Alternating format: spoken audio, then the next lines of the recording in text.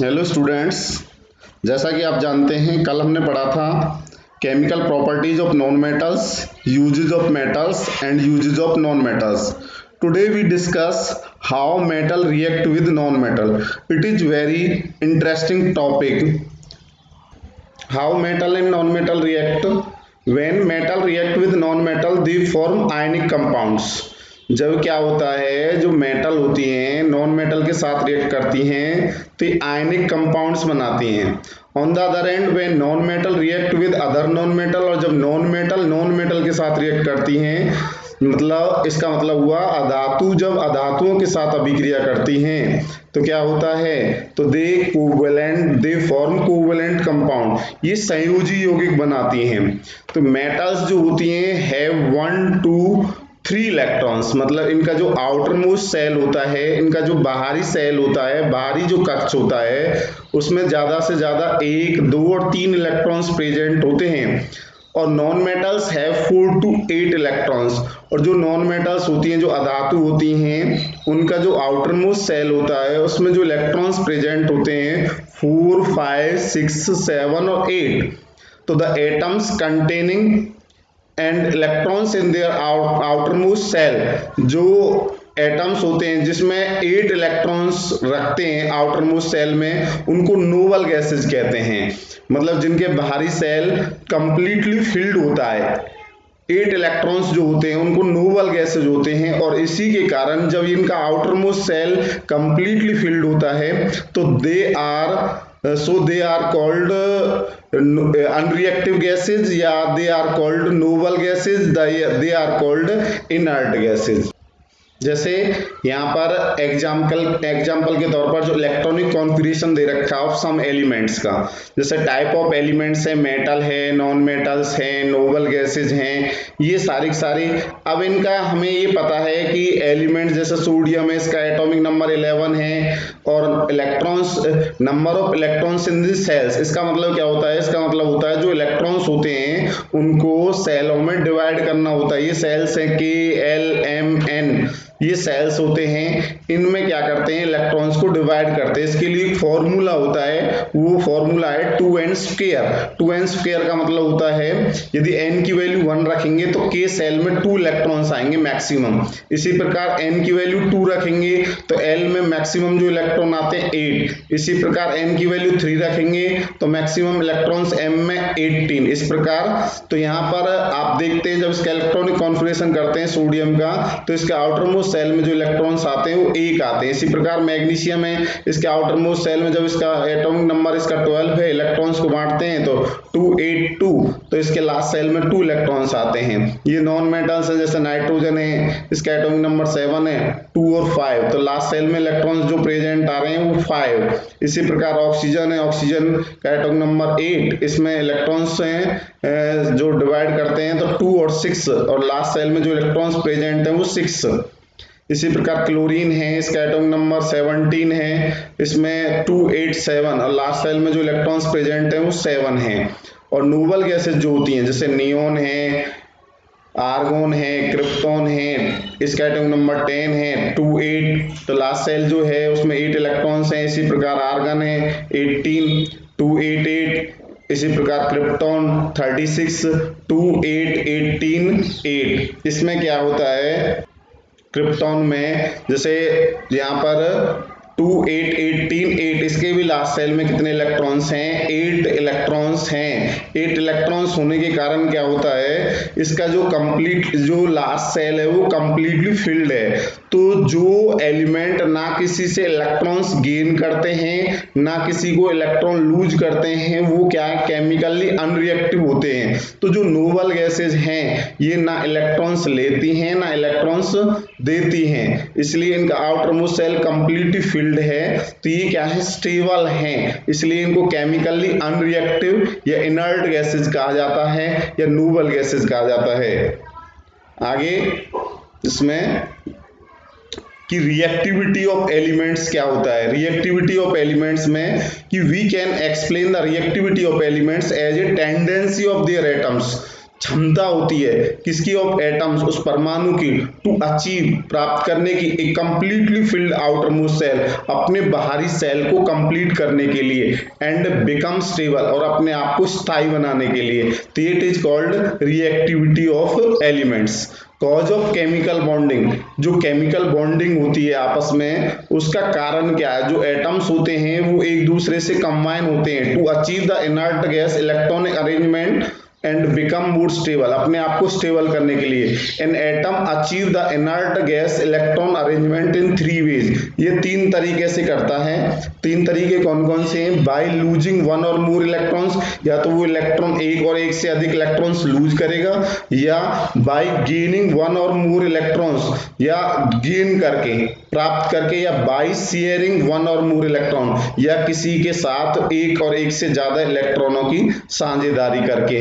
तो ये क्या है, ये कोई भी एटम जो होता है जब इनर्ट गैस इलेक्ट्रॉन अरेंजमेंट को क्या करता है, अचीव करता है, मतलब इसका मतलब है अपने बाहरी सेल को कंप्लीट करता है। तो बाहरी सेल को कंप्लीट करने के लिए 3 वेज हो सकते हैं, 3 रास्ते हो सकते हैं, या तो इलेक्ट्रॉन लूज करे, या इलेक्ट्रॉन गेन करे, या इलेक्ट्रॉन शेयरिंग करे।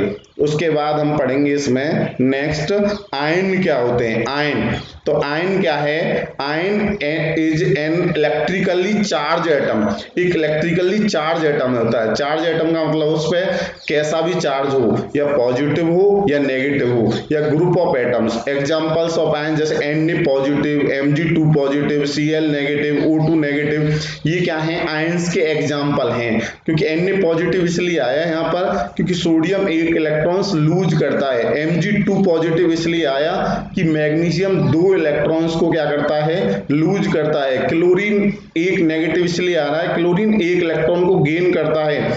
और ऑक्सीजन पर 2 नेगेटिव इसलिए आ रहा है कि जो ऑक्सीजन है वो 2 इलेक्ट्रॉन्स को गेन करता है। An ion is form by the loss or gain of electrons, जो आयन है उसका निर्माण कब होगा, या तो वो इलेक्ट्रॉन्स को लॉस करेगा या गेन करेगा by an atom, so it contains an unequal number of electrons and protons, so there are 2 types of ions। क्योंकि दो, एक आपने पढ़ा होता है, एक तो होता है एटम और एक होता है आयन। जो एटम होता है उसमें क्या होता है, कोई भी जो इलेक्ट्रॉन्स और प्रोटॉन की संख्या होती है वो इक्वल होती है, लेकिन यदि वो आयन बन जाएगा तो उसमें इलेक्ट्रॉन और प्रोटॉन क्या हो जाएंगे, अनइक्वल होंगे। तो 2 टाइप्स के आयन होते हैं, एक कैटायन और एक एनायन। उसके बाद है, आज हम पढ़ेंगे आगे, पहले कैटायन क्या होता है। कैटायन क्या होता है, cation a positively charged ion होता है, इस पर धनात्मक आयन होता है, इज नोन एज कैटायन।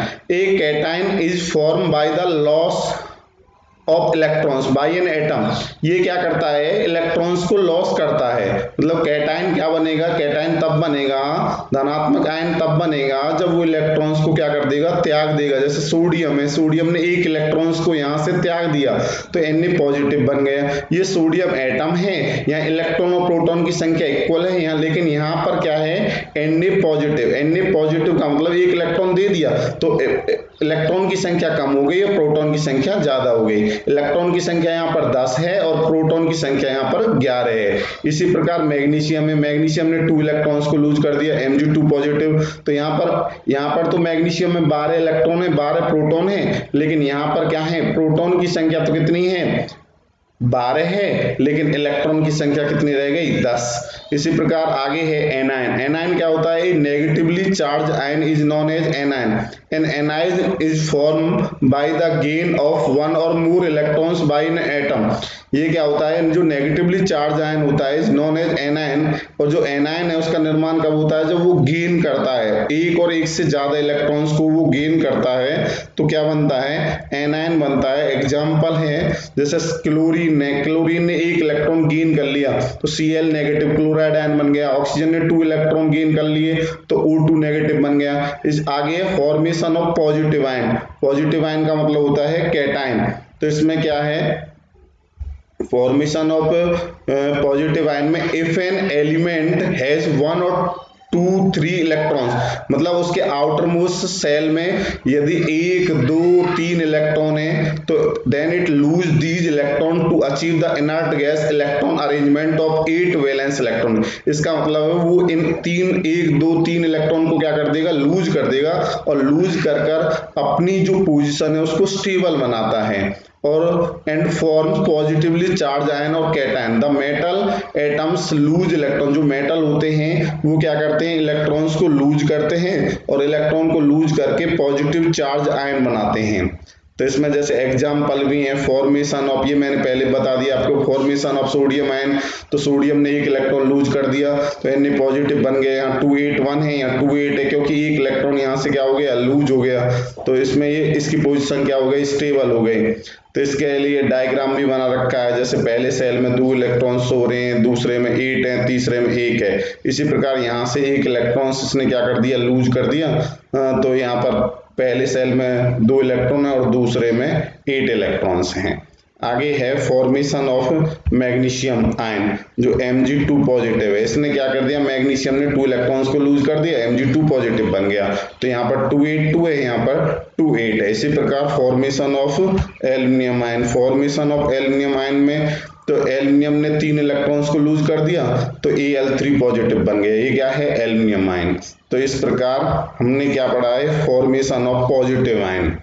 तो इसमें आगे है इसकी इलेक्ट्रॉन डॉट स्ट्रक्चर कैसे बनती है। इलेक्ट्रॉन डॉट स्ट्रक्चर बनाने के लिए जो लास्ट सेल में जो इलेक्ट्रॉन्स प्रेजेंट होते हैं तो एलिमेंट्स के आगे उसको डॉट के द्वारा प्रेजेंट करते हैं। The valence electron in atom are represent by putting dots on the symbol of element. जो एलिमेंट किसी भी एलिमेंट का जो सिंबल होता है उस सिंबल पर क्या है, जो इलेक्ट्रॉन्स होते हैं, जो आउटर मोस्ट सेल में जो इलेक्ट्रॉन्स प्रेजेंट होते हैं, वैलेंस इलेक्ट्रॉन जो होते हैं उनको क्या कर देते हैं, डॉट के माध्यम से रिप्रेजेंट करते हैं। 1 डॉट फॉर ईच वैलेंस, एक डॉट जो होता है एक वैलेंस इलेक्ट्रॉन के लिए होता है। जैसे सोडियम है, इसका इलेक्ट्रॉनिक कॉन्फ़िगरेशन है 281, इसका मतलब लास्ट सेल में जो इलेक्ट्रॉन आ रहे हैं वो 1, तो एन ने यहाँ पर एक डॉट के द्वारा, इसका मतलब ये शुद्ध हो गया है यहाँ पर कि यहाँ पर क्या है, ये 1 वैलेंस इलेक्ट्रॉन है सोडियम का। इसी प्रकार मैग्नीशियम इसके 2, एल्यूमिनियम के 3, तो ये इलेक्ट्रॉन डॉट स्ट्रक्चर है। आगे है formation of negative ion. Formation of negative ion में इसी प्रकार है, इफ एन एलिमेंट्स हैज 5 6 और 7 electron in outermost shell, यदि कोई एलिमेंट उसके लास्ट सेल में 5 6 और 7 इलेक्ट्रॉन्स प्रेजेंट हैं तो then it gain electron to achieve the stable या इनर्ट गैस, तो उसको अपनी पोजीशन को स्टेबल करने के लिए वो क्या करेगा, इलेक्ट्रॉन्स को गेन करता है। तो यहाँ पर जैसे formation of A chloride ion, formation of chloride ने, क्लोरीन ने 1 इलेक्ट्रॉन को क्या कर दिया, गेन कर लिया, Cl नेगेटिव बन गया। इसी प्रकार नेक्स्ट एग्जांपल है जैसे ऑक्सीजन है, ऑक्सीजन ने क्या, इसका डायग्राम भी दे दिया है कि जैसे यहाँ पर एक पहले सेल में 2 इलेक्ट्रॉन्स है, दूसरे में 8, तीसरे में 7, और यहाँ से 1 इलेक्ट्रॉन इसने गेन कर लिया तो लास्ट सेल में भी इसके 8 इलेक्ट्रॉन्स हो गए। आगे formation of an oxide ion, O2 negative, O plus में 2 इलेक्ट्रॉन इसने गेन कर लिए तो O2 नेगेटिव। इसी प्रकार formation of nitride ion, formation of nitride, nitrogen ने 3 इलेक्ट्रॉन गेन कर लिए, N3 नेगेटिव बन गया। तो इसी प्रकार इसकी इलेक्ट्रॉन डॉट स्ट्रक्चर आएगी। जैसे फ्लोरीन है 2 7, तो 7 इलेक्ट्रॉन्स यहाँ पर प्रेजेंट है आउटर मोस्ट सेल, क्लोरीन है उसमें भी 7 है, ऑक्सीजन है उसमें 6 हैं। इस प्रकार हम क्या करते हैं, इलेक्ट्रॉन डॉट स्ट्रक्चर हम क्या करते हैं, शो करते हैं। आगे इसमें जो नेक्स्ट है हम क्या पढ़ेंगे कि एक तो होता है बॉन्ड्स, केमिकल बॉन्डिंग में हमने पढ़ा है 2 टाइप्स के बॉन्ड होते हैं, एक आयनिक बॉन्ड और एक होते हैं कोवेलेंट बॉन्ड। तो इनको ही हमें आगे पढ़ना है कि एक तो होता है आयनिक कंपाउंड्स और एक होता है कोवेलेंट कंपाउंड्स। तो कल हम इसके बारे में पढ़ेंगे, आयनिक कंपाउंड्स क्या होते हैं, कोवेलेंट कंपाउंड्स क्या होते हैं, किस प्रकार इलेक्ट्रॉन ट्रांसफर होते हैं और किस प्रकार जो कंपाउंड्स हैं उनका निर्माण होता है।